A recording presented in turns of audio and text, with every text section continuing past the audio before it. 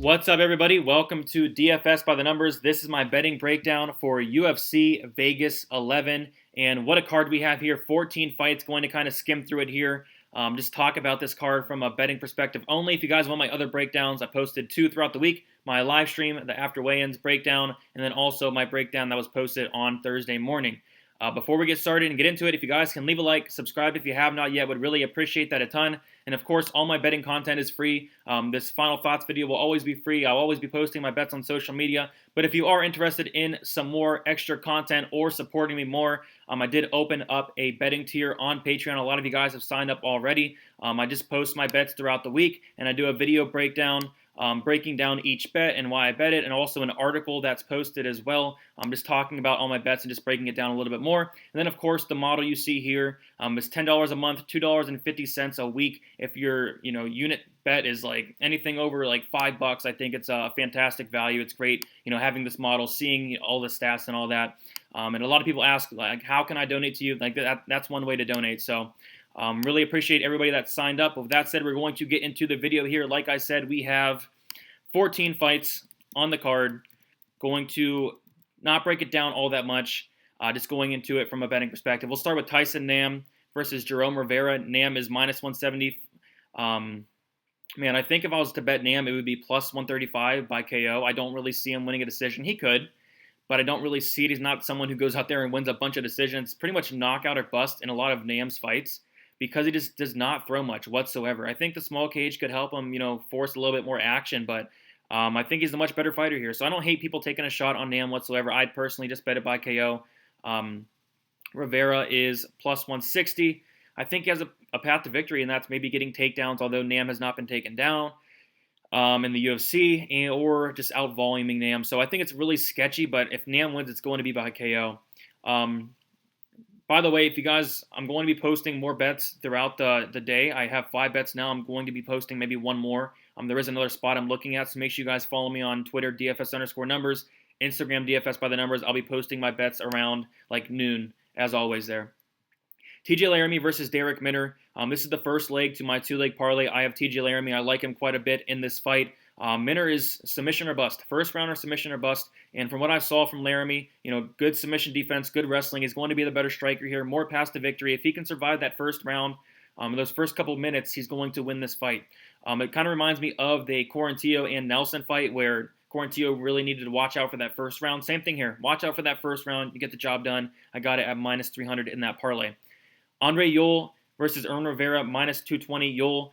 So I bet this earlier in the week. I bet Ewell, and I have a 2-unit bet on him, but I got it at minus 185. So I don't know if you guys want to hop on that. I'd personally bet it all the way up to minus 230. Past that, I'd probably stay away or just put it in a parlay. I think it's a fine parlay piece regardless. If you do want to bet Ewell and you don't want to pay the minus 220 price tag, minus 110 by decision is a very likely scenario, and I don't hate that whatsoever as well. So give me Ewell. I really like him in this matchup. 8-inch reach advantage. A lot of people are high on this Rivera guy. I don't see it whatsoever.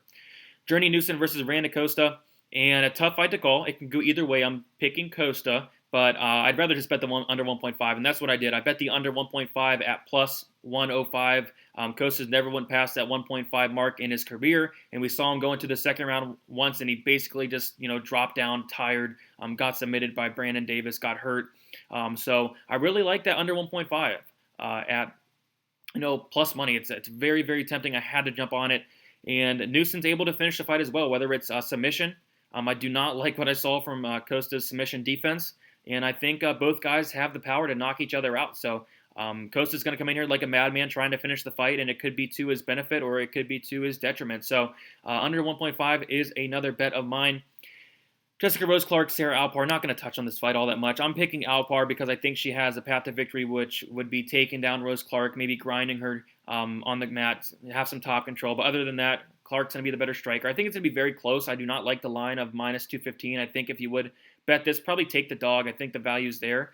But definitely a pass fight for me, not betting it either way. Same thing here, Espinoza, David Dvorak, another pass fight for me, another fight that is very hard to call. I'm picking Dvorak. I think he has more paths to victory. Plus 535 for submission for Dvorak is very interesting. Espinoza's been submitted a ton, like 4 times. And if Espinoza shoots for a takedown, or if this gets to the mat in some way, he could make a mistake and get in some trouble, maybe get submitted. So 535 is not a bad look there. Other than that, definitely going to stay away. The plus 175 fight doesn't go to decision is something else I looked at, but ultimately I'm going to stay away from this fight. And man, I'm tempted here. I'm very tempted in a bet on this fight.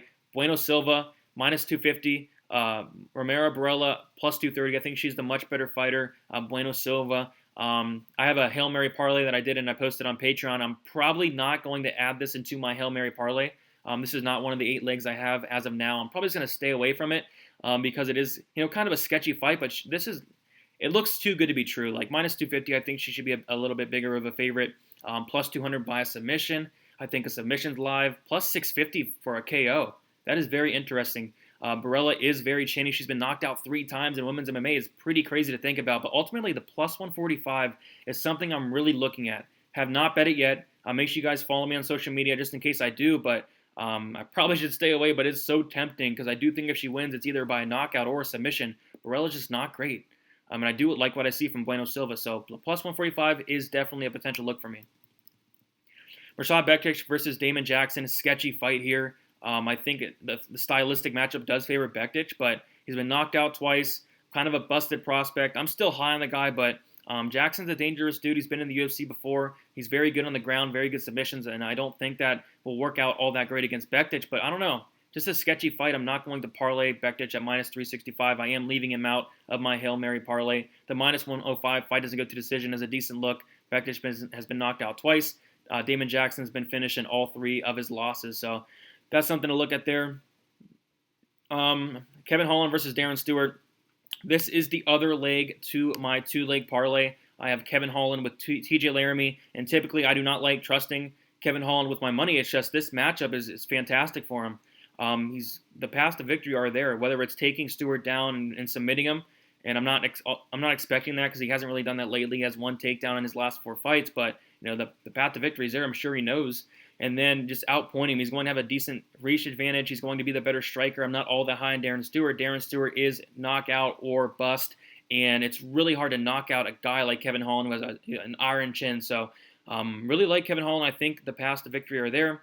I think Stewart's path to victory would be a knockout, and Holland is extremely durable. For that reason, I do like Holland quite a bit. I have him in a 2-leg parlay with TJ Laramie. I got it at minus 117. I have 2.2 units on that. I think you can get it at like minus 120 around that right now.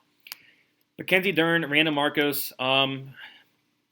Another fight where I'm tempted to bet the underdog here, but I think the smart move is just a pass. Dern, I was, before the week started and before getting into any tape, I was tempted to bet her at the minus 150 price tag she was at. But after watching tape, there's no way I can bet her. She does not have great wrestling whatsoever. Her striking's not that great as well. And Dern has 7% takedown accuracy, and that's not a great number to look at there. And Marcos actually has pretty solid wrestling. I think Marcos can keep this on the feet if she's smart, and if she does, it can play out very, very close. I think Marcos is the slightly better striker, but the problem is she does not throw volume. And that's the reason I'm not betting her. If she threw some decent volume, I would definitely take a shot here. But the problem is I feel like it's going to be very close. I don't want to deal with a split decision type fight. But I see a lot of people on Dern. Good luck to you. I just don't see it. It's going to be easier said than done to take down Marcos and submit her in the first round like a lot of people think. Johnny Walker versus Ryan Spann. I like Walker here, but I'm not going to bet it. I guess I would look at the under 1.5. I think it's plus money. Walker by KO, plus 130. Walker inside the distance, plus 110. Just going to stay away. It's going to be a very fun fight. The problem is Ryan Spann does have his path to victory, but watching tape on Spann, I was not all that impressed. Very slow. Walker's going to have an extreme speed advantage. So give me Walker in this fight to get a first-round knockout, but not confident enough to bet it. But I do think he gets it done. All right, in this fight, I don't know what to do from a betting perspective. I really like Chimaev in this fight, but hearing him talk, saying he's going to go out there and submit Meerschaert, I did not really like that. I'm assuming he's not going to do that. I like the plus 160 KO prop for Chimaev. It's just maybe he wants to go out there and make a statement and submit Meerschaert like he's saying. So that's the only reason I'm staying off of that. Chimaev inside the distance minus 200, decent parlay piece. I am going to have Chimaev in my 8-leg Hail Mary parlay. But other than that, I see people taking shots on Meerschaert. I mean, I don't hate it, I guess, from a value standpoint. I just don't see him getting the win. So, not much action on this fight besides a Hail Mary parlay piece for me for Chimaev. Nico Price versus Donald Cerrone, and I was tempted all week, and I pulled the trigger. I just recently pulled the trigger on Nico Price inside the distance at plus 100. Cerrone's someone who his durability is not there at this point. He's slowing down in his career. He looks a lot slower as of late. He's lost 4 in a row, and of course, a lot of those were to very good guys besides like Anthony Pettis. But before that, Conor McGregor, Tony Ferguson, Justin Gaethje. But still, this is a bad stylistic matchup for him, in my opinion. He struggles against guys that are going to press forward and pressure him and throw bombs, and that's what Nico Price is going to do here. And Cerrone is a slow starter, and Nico Price is not. I see Nico Price getting the finish, plus 100. I had to take my shot. I put 1 unit on that. And the thing that sucks is I'm a huge Cerrone fan, one of my favorite UFC fighters, and he has, on paper, it's Cerrone all day. The skill set is Cerrone all day. I just think Price is going to knock him out early in that first round. So give me Price there. And then Colby Covington, my final bet of the night. I have Colby by decision at minus 150. I have 1.5 units on that. A lot of people think that Colby Covington is going to knock him out or somehow just all of a sudden get some power. It's just not something he does. He has a 7% knockout rate. He has 1 knockout on his record. And Tyron Woodley, say whatever you want about him, but he's a very tough guy. He's very tough, very hard to finish. He's been knocked out once a while ago. So I really like Covington by decision there. And also Covington's going to be a Hail Mary parlay piece for me. All right, guys, that's about it. If you guys can hit the like button, would really appreciate that a bunch. Subscribe if you have not yet. Again, would appreciate that a ton. If my mic sounded a little off, it's because I'm using my computer mic there. My other mic is coming in sometime today. So really looking forward to getting that new mic. No more scratches or nothing like that. And if you guys want, sign up on Patreon for extra content there. You got my article out already. A lot of you guys have done that already. Get into my Discord, all that. We can talk some fights. And if you have any questions, follow me on Twitter, DFS_numbers. Instagram is DFS by the numbers. I'll be posting my bets around noon. My DMs are always open. If you guys want to talk live betting, if you guys have questions about a bet, anything like that, I'm usually pretty good at replying.